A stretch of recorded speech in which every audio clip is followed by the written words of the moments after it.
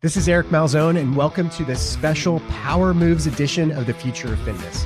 In these brief segments, we spotlight breaking news and advancements across the industries of fitness, health, and wellness.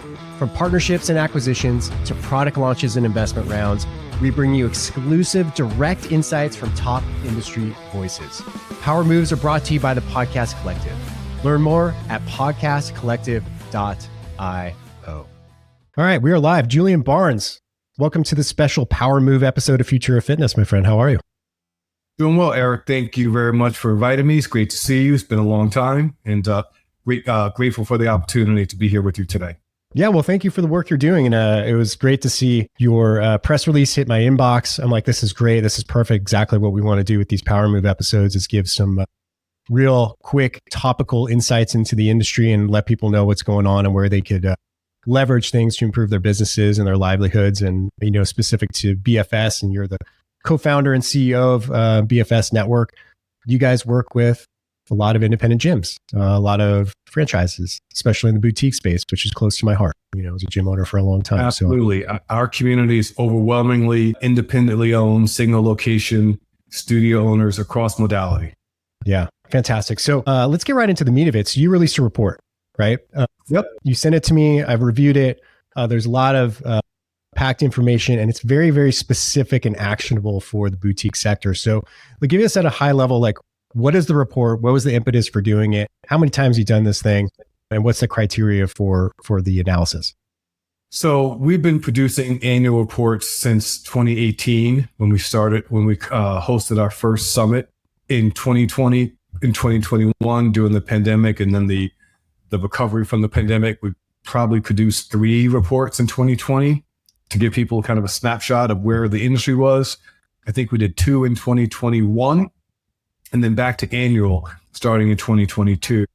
And that was our last report, actually, 2022. So this time we wanted to provide operators, and we define that as the decision maker at a business, manager, executive, or owner. We wanted to give them a roadmap or blueprint for what a profitable studio looks like in their modality and in their size of market. So we set out to determine what are the most commonly held metrics and KPIs that profitable studios are achieving. And so we published 7 different profiles of profitable studios.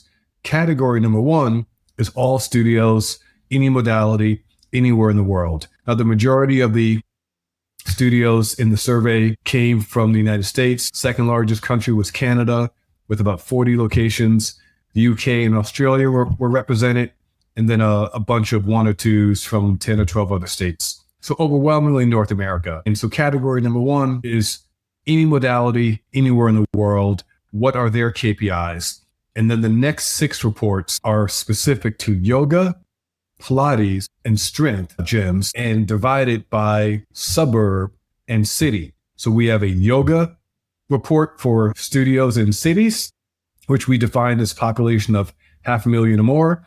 And then we have yoga in suburbs, same thing, Pilates city, Pilates suburb, strength city, strength suburb. So no matter what modality you have, there is a report that is specific to your modality and your size of market. So we're not comparing apples and oranges, a yoga studio in New York to a yoga studio in Montana. We're not comparing a yoga studio in New York to a Pilates studio in New York. We only compare yoga studios in New York to other yoga studios in other similarly sized markets. So the metrics make sense. For those specific categories, Julian, like why did you pick those, and why did you decide that they need to be different? Like from a characteristic standpoint and fundamentals, like what makes those modalities separate but the same? Well, they're just the 3 most popular modalities by usage. Gotcha. You look at ACSM, look at some of the data that some of the booking, billing, management companies report, you know, which modalities have the most classes booked. It's in some order: strength, yoga, Pilates, Pilates, strength, yoga. Those are the top 3. Gotcha. After that, there's a significant trail off. So we want to focus on those 3. Yeah, cool. Well, let's get into, you know, when you do type of things, there's a lot of stuff that you probably expect, right? You're like, okay, That's fundamental business, right? When it comes to KPIs and retention and lead quality and things like that. I know referrals is a big part of this report, how beneficial they are, how critical they are to a profitable gym. So let's cover that. And then I want to get into like a couple things that maybe shocked you a little bit or surprised you. So what are the fundamentals that most boutiques need to be focusing on at this point? So it's funny you use the word fundamentals because that is one of the takeaways of this report. But let me start by saying in 2022, when we conducted this report, there were only 9.2% of the studios we surveyed had a profit margin of 20% or more, 9.2. And in this report, that number increased to 17%. So almost doubled the number of studios achieving 20% profitability. And as you know, because I listen to all your podcasts, and when you and Alex do a deep dive into the publicly traded companies, you're looking at profitability, right? Selling their studio needs to have a minimum, to maximize their return on the sale, they will have a minimum 20% profitability, but preferably 30 and 40%. So we set a target. How many studios are achieving 20% profit margin? In 17.2%. So that number isn't high by objective measures, but it's almost double where we were 2 years ago. So that's good news for the industry. Now, in terms of your question, what are those profitable studios doing? They are rigorously and consistently implementing proven business methods. And what are those proven business methods? We call it FER. They are finding new leads, 50 new leads per month consistently. They are enrolling those new leads into members. How? They're converting lead to first-time visitor at a 30% conversion rate. And then they're converting that first-time visitor to next purchase, however you want to define next purchase, they're converting that at a 30% rate. And then the R, they are retaining.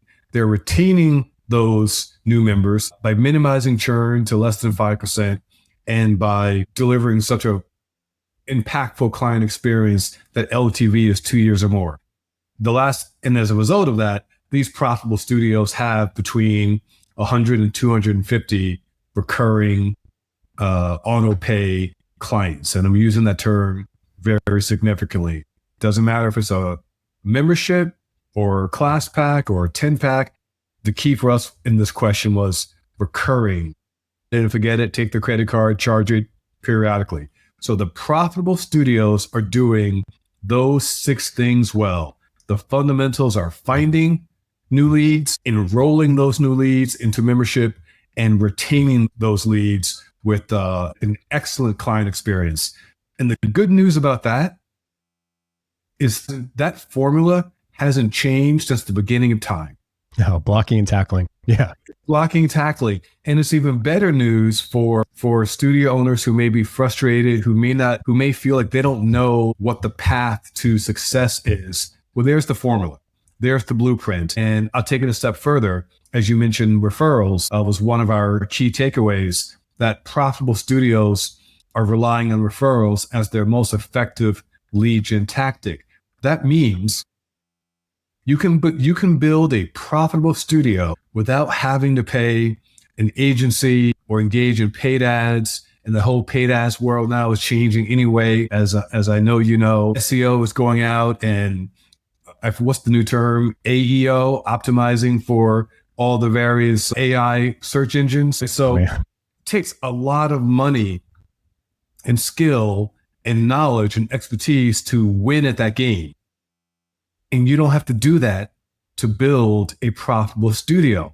You just in quotes, air quotes, just need to do the basics over and over and over again. And for the people who are listening, who run gyms and have clients and are training their clients in weight loss, it's the same formula you tell your client for weight loss that applies to your business. Simple, basic, boring, consistent, day in, day in, day in, day in. There's no magic bullet. Even in the world of Ozempic, there's no magic bullet. There is no Ozempic of building a profitable fitness business. It's proven methods, rigorously implemented day in and day out. Find, enroll, retain. And retain, by the way, is not as easy as it sounds. Retain means your classes are on fire. Your front desk associates are greeting everyone with a smile every single day. They're leaving their personal problems at home for the 4 to 6 hours they're on shift. The instructor is teaching an amazing class or session or a training session. They're acknowledging the members and guests by name.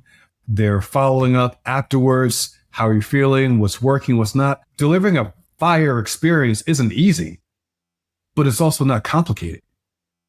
And there's no magic to it. So that's what this survey revealed. Profitable studios are succeeding in doing the basics. Love it. Love it. I can't say I'm shocked, right? Can't say I'm surprised. So speaking of surprises, what did surprise you, Julian? What was some of the things that you're like, whew, there's one thing that coming. There's one thing that surprised me because I had never considered it. In fact, let me show you. Can I share my screen? You should be able to. I think this is worth people seeing. It is takeaway number 6. So literally the second to last slide. This surprised me. There is a direct correlation between studios that invested in having a manager. And by manager, I mean a full-time manager whose primary responsibility is running the day-to-day operations of the studio. I do not mean a teacher who does some administrative services on the side. That's not a manager. The studios that have a full-time manager, as you can see clearly, have a higher annual revenue and a higher profit margin. Interesting. Which is counterproductive, right? Because a good general manager or a good manager is going to run you, right? If you want to get a good one and keep them, it's going to run you some money. It's not counterproductive. It directly counterintuitive. Counterintuitive, it really relates to the find, enroll, retain. Because we just said the formula to find, enroll, and retain, the formula is simple. The execution, we all know, anyone who's tried to give up sugar, to give up drinking, or whatever their vice is, to decide to walk every day, we know the formula is easy. Speaking personally, I usually fall off the no sugar wagon after the 4th or 5th or 6th day. And so the formula may be for me, easy. Julian. Say again? It's bourbon for me, Julian. Okay, so bourbon. We all have something, right? Yep. So knowing what the formula is and then implementing the formula are two different things. The good news is the formula for success is fairly uncomplicated. Implementing that formula is where the challenge becomes. And so the reason this takeaway to me directly relates to the takeaway of find, enroll, retain, someone has to manage that process. Somebody has to manage the SOPs to go out and fill your top of funnel. Someone has to manage the process of converting and nurturing that lead through the funnel. Someone has to make sure that the front desk people, if you have a front desk, are greeting your new people with enthusiasm. Someone has to make sure that your instructors are teaching the class, are teaching your format, and they're not bringing the format from the other gym or studio where they may work. They're not bringing that other value system or brand into your gym. Someone has to oversee all of that. That is the job of a full-time manager. And if you're the owner and you're doing those things and you're responsible for managing the instructor schedules and the shift changes and finding new clients and talking to your business partner, your investor, your landlord, one person can't do all of that at a high enough level to generate substantial revenue. So let me unpack that for a second. There are a lot of studios in the survey that are single location, owner occupied, where the owner is teaching more than half the classes and they're profitable. That works. But what this chart says is the studios with the highest annual revenue. So the studios that we are aware of, the studios that completed this survey that are owner occupied, have a ceiling on their revenue. Not saying that's a bad thing. If you're in a tertiary market, and your total revenue is 300,000 and 150,000 or 100 to 150 of that is going in your pocket and you're doing most of the teaching and you live an hour outside of Knoxville, that's a good life. I'm not judging that. I'm not saying that's a bad thing. What this slide is saying is if you want to have a higher total revenue, you need to make the investments in a manager so that manager's primary responsibility is running the playbook, find, enroll, retaining, because it's almost impossible for one person to teach all the classes, manage the find, enroll, retain process, and sell enough to have a high gross annual revenue. Awesome. And for people listening, if you want to go over and check out this slide, just go over to our YouTube channel. Yeah, we have a YouTube channel. If you didn't know that, you can check that out too. So it's been really interesting. And then the thought occurred to me after this is like, okay, great. So I want to consider having a manager at my gym. Investing. You want to consider investing in a manager in your gym. The structure, the plans, the SOPs, all that stuff. I mean, that tends to be the type of thing that you guys help with, right? Is like the actual systems behind it. Is that correct? Yes. We have a group coaching program called Studio Operations Optimization, and it's soup to nuts, starting with mission, vision, values, and then helping you build each of the playbooks for each aspect of operations. Yes. Yeah, that's incredible value. I mean, that's something that I tried to figure out on my own, messed it up, and then I got, someone who had done it before me, and there's no reason to. Yeah, there's no reason to do that. Yeah, there's no reason to. Not at all. It's just time and money. Let me, if I may, can I show you our scorecard? I think your audience might like to see what does a profitable studio look like. Let me show you all modalities anywhere in the world. All right, so it's 12 KPIs. Profitable studio, all modalities. They are generating less than $500,000 in revenue with a profit margin of 10 to 19%. They are generating 2 to 2.5 visits per week. They tend to have one location. They have about between 100 and 249 clients per month. Their average revenue per member is between 100 and 249. They pay their front desk between $16 and $20 an hour. They pay their instructors $26 to $50 an hour. They pay their managers $50,000 to $75,000 annually. They're spending less than $2,500 a month on marketing. Their most effective lead gen tactic is referrals, and they're minimizing their churn to 5%. That's it. That's the snapshot for what profitable studio, any modality, anywhere in the country is doing. Beautiful. Beautiful. Well, Julian, man, thanks for putting this all together. It's really nice as an operator or a former operator to see all this stuff in a certain spot and kind of give the framework to shoot for, right? The KPIs, the goal for each particular category. It's super interesting. You got one Can more? I leave you with this slide? Yeah. Go for it. Might be my favorite slide. Okay. So we just talked about the average profitable studio in our survey is generating less than $500,000 in revenue. So let's just call that $500,000. If you're at 10% profitability, that is a $50,000 profit off of $500,000, right? Simple math. If you want to go from 10% to 20% profitability, assuming your business is still $500,000, we're only talking about an extra $500,000, an extra $50,000. An extra $50,000 is the difference between 10 and 20%. So this slide breaks down how you get from 10 to 20% profitability in 12 months. $50,000 is $4,167 a month. If you are charging $175, we just picked that number to be average across the country. If your membership is $175, you only need 2 net new members per month at $175 per month recurring for 12 consecutive months. And in the 13th month, you will have increased your profitability, your profit margin by $50,000.